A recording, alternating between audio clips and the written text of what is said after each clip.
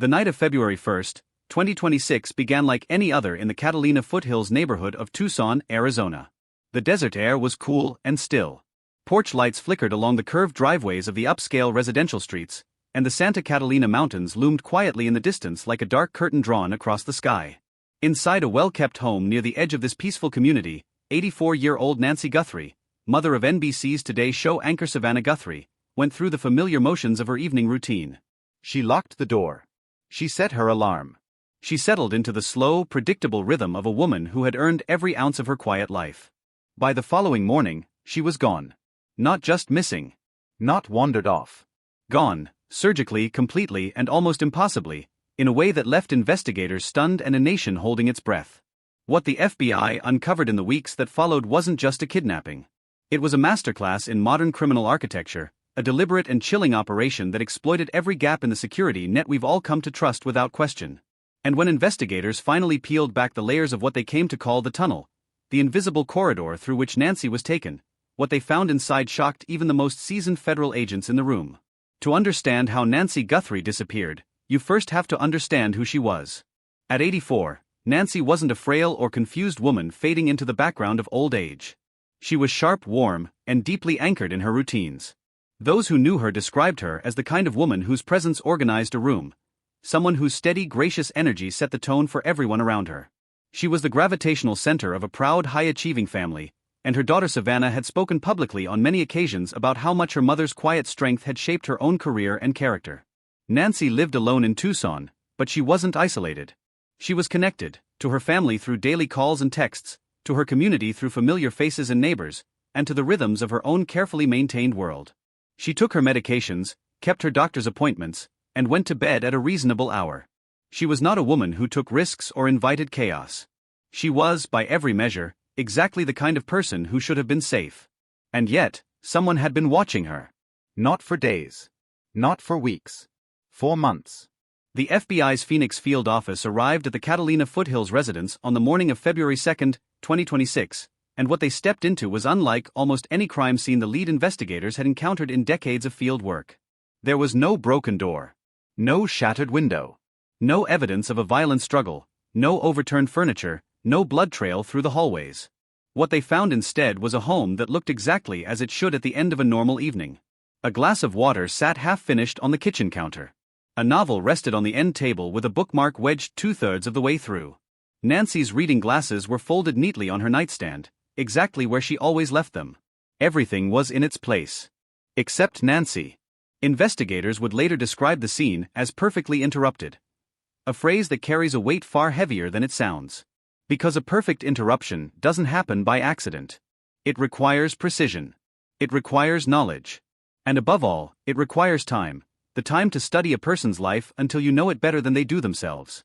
The FBI's evidence response team immediately deployed what agents in the field call signal archaeology, a process of sweeping the property for traces of electronic interference. What they found confirmed the darkest theory on the table. At approximately 1:47 in the morning, the home's Wi-Fi network had experienced a targeted blackout. Not a power outage. Not a router malfunction. A deliberate, localized signal jam, applied with surgical precision during a window when the entire neighborhood was asleep and the streets were empty. In that manufactured darkness, every camera on the property went blind. Every motion sensor stopped reporting. The house, in digital terms, ceased to exist for just long enough. The question that consumed the early days of the investigation wasn't just who had done this. It was how long they had been preparing to do it. As federal agents and forensic technicians combed through every inch of the property, a portrait began to emerge, not of a random crime of opportunity, but of a deeply premeditated operation. Investigators traced back months of surveillance behavior that had gone completely unnoticed. The perpetrator had mapped the neighborhood's camera coverage with extraordinary care, identifying the precise corridors where overlapping fields of vision created blind spots. They had tracked the timing of Nancy's routines down to the minute. They knew which nights the motion-activated floodlight on the east side of the property was triggered by a neighborhood cat, and which nights it wasn't. They knew the exact moment the garage door closed each evening. They knew the frequency on which the home's security system communicated with its cloud server, and they knew how to cut that communication without triggering an alert. This level of operational planning pushed the investigation well beyond the profile of a standard kidnapping. The FBI's Behavioral Analysis Unit was brought in early, and what they concluded was sobering. The individual or individuals responsible for Nancy's disappearance had almost certainly conducted physical reconnaissance of the property on multiple occasions, likely disguised as routine neighborhood activity: a jogger, a utility worker, a delivery person. The digital preparation had run in parallel.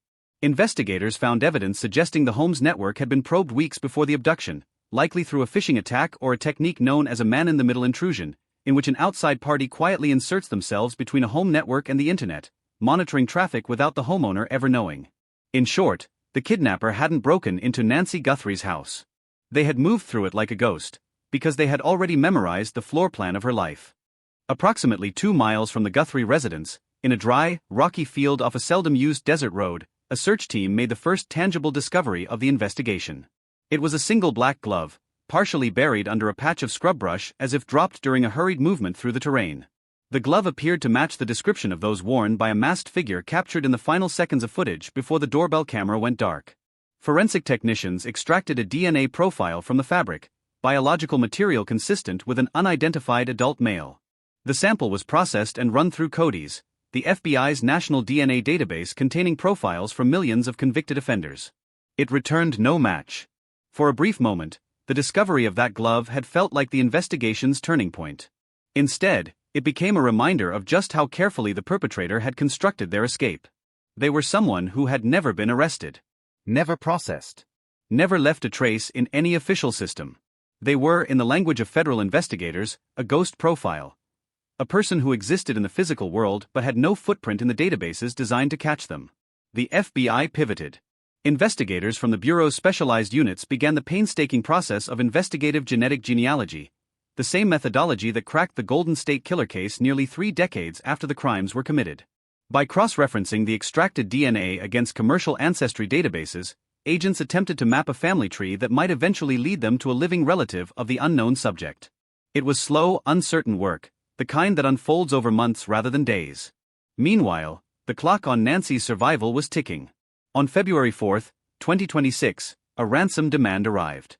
It did not come through a lawyer, or a private intermediary, or a midnight phone call to the family.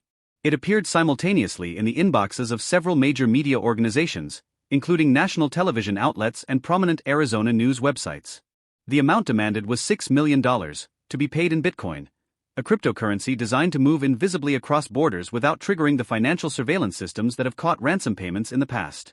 The message was coldly written, free of emotion, and deeply specific. It described consequences in clinical language. It claimed Nancy was alive, aware of what was being demanded on her behalf, and frightened. It offered no photograph, no proof of life, just a deadline and a Bitcoin wallet address. The FBI's cyber division immediately began dismantling the digital fingerprint of the communication. Every email carries metadata, fragments of code and routing information that, under the right analysis, can point investigators toward the device or network from which a message originated. What they found was almost nothing.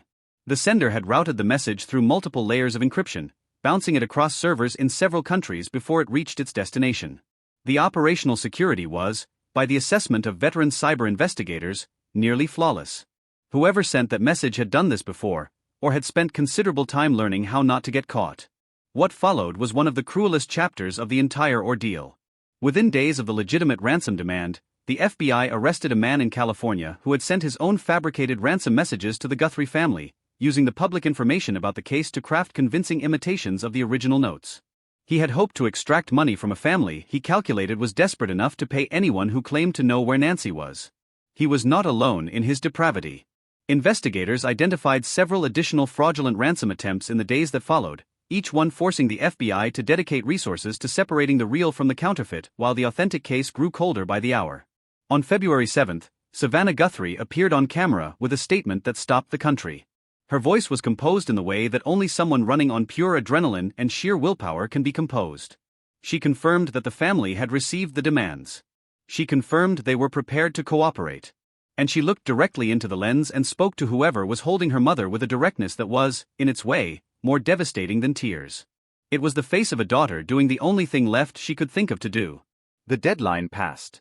The Bitcoin wallet recorded no significant transaction. The silence continued. As February stretched toward March, the investigation entered its most complex and psychologically grueling phase. The physical search of the Catalina foothills had been thorough, Grid searches conducted with CBP drones, K-9 units working the desert scrub, dive teams checking the water features in the area. The FBI had reviewed surveillance footage from dozens of businesses along every plausible exit route from the neighborhood, tracking a black Ozark Trail backpack seen on the masked figure in the final frames of the doorbell camera footage. They had contacted every Walmart distribution point in the region, attempting to narrow down where and when that specific pack had been purchased. They had analyzed more than 23,000 tips submitted by the public. And yet, the case remained open. Nancy remained missing. The man who had taken her remained unidentified.